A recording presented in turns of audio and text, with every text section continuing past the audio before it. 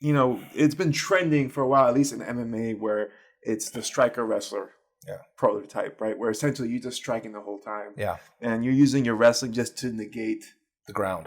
Or to stay on top and do nothing, And now we're seeing Khabib, at least in the lightweight era, he's bringing back just a pure grappling game plan, using just enough striking to make you keep your hands up to set up his takedowns. And you see the guys, and I've always said this, like a lot of my BJJ friends, they don't like it when I say this, because there's always been this, like, if you go way back in the history of MMA, there's always been this rivalry between BJJ and wrestling. Now, less so. When I started training, like, Mark Coleman versus BJJ, like, remember those the Hammer House guys versus like the guys from Carlson Gracie. There's a huge rivalry there, right?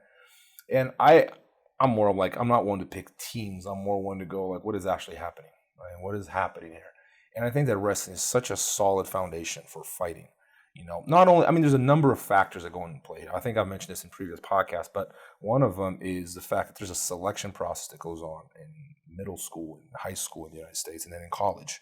You end up with the best athletes. Yeah. That selection process does not occur in BJJ the same way because it's all privately funded. So, if you're able to pay and you can stay in the gym long enough, you get good, but you don't always necessarily end up with the best athletes. On top of that, wrestling is a sport that is hundreds of years old. BJJ is a very new sport in comparison. So methodology of training is like it's still catching up, right? But like when it comes to like MMA rules, like the way the judges score it, if you're on top, it doesn't really matter if you're actually doing much. The simple fact that you're on top, you're winning. Generally speaking, the guy on top is winning the fight. But that's such an enormous advantage because I know Joe Rogan has said this a million times, but you get to dictate where the fight takes place if you're the dominant wrestler. And that is such an important component of fighting because if your opponent sucks at striking, you can keep it up. And if he sucks on the ground, you can take him down. Exactly. So wrestling is like the bridge. It allows you to it by itself, it doesn't really do that much with the exception of getting a slam TKO. Which is rare. Yeah. It does happen, but it's rare. Yeah. But for the most part, it connects to another art, right? Yeah. So essentially, you're wrestling bridge with your striking to keep you on your feet, or with your grappling to take you to the ground. So like the early UFCs, we saw wrestlers using ground and pound, and it wasn't really a clean ground and pound either. But it was just that's all they had.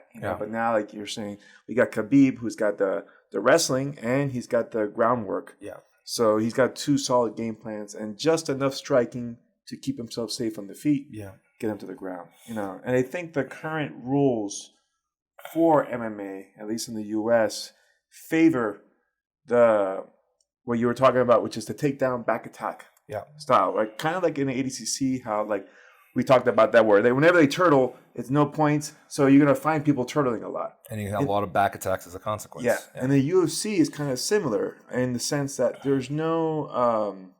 When someone's turtled, you can't do soccer kicks, So and you can't hit the back of the head. So it's made to be a safer spot than being mounted. Yes, right. And not only that, people want to stand up desperately. Like, and like I call it the knucklehead MMA coaches. Like, oh, you hit the ground, stand back up. Meaning like, don't learn jiu-jitsu. You don't need any of this. All you gotta do is stand back up and you're fine. And there are coaches whose jiu-jitsu curriculum, if they had one, literally is just standing back up. They don't even know how to do it.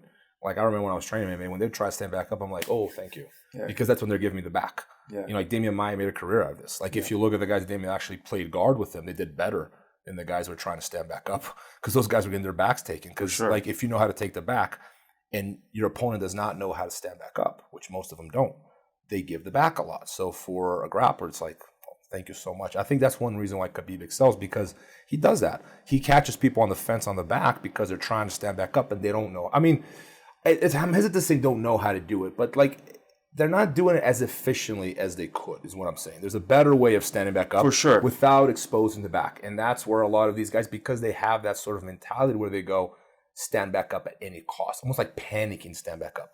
Instead of going, how about you learn a little bit about the ground? Learn how to defend yourself. Learn how to attack off your back. And then standing back up is going to be a lot easier and safer. For sure. And very few people can say they know how to do that in MMA.